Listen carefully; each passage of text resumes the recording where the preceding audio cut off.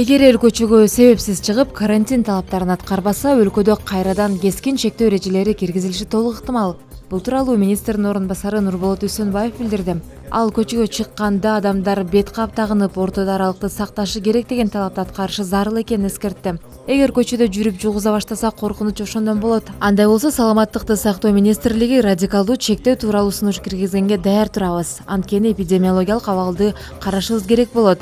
Элде жалпы тартипке көнүшү зарыл. Учурлар көбөйүп, жалпы элге коркунуч жаралса, абал курчуса тезден кайра жанагыдай шарттарга келишибиз толук ыктымал. Берген кеңештерди угуп, тартипке көнсөк, абалды ушул бойдон кармап, ооругандардын санын азайтып, коркунуч тобундагылардын баарын тазалап, абалдан чыгып кетебиз, деди Үсөнбаев. 5 майда коронавируска каршы республикалык чам штабтын отурумунда Бишкек шаарында карантиндик режимдин сакталышына көзөмөл күчөтүүлөр айтылган. Саламаттыкты сактоо министри Сабиржан Абдикаримов айрым соода жайларында, базарларда жана таксиде санитардык талаптар сакталбай жатканын билдирген. Ош облусунда буудай былтыркы жылга салыштырмалуу 1200 гектарга көп айдалды. Бул тууралуу өкмөттүн Ош облусундагы ыйгарым укуктуу өкүлүнүн орун басары Ахматжан Махаммадов билдирди. Анын айтымында Ош облусунда жазгы талаа иштери аяктап калды. Кечээ Тоолуу Чоң Алай районунда да иштер бүттү. Дан эгиндер боюнча 21 000 гектарга буудай, 16 000 гектарга арпа айдалды. Ошондой эле 1600 гектарга эрте бышуучу эгиндер эгилди, деди Махаммадов. Ал кошумчалагандай, айыл чарбасынын каржылуу 8 долбоорун алкагында 135 миллион сомдук насыя берилди.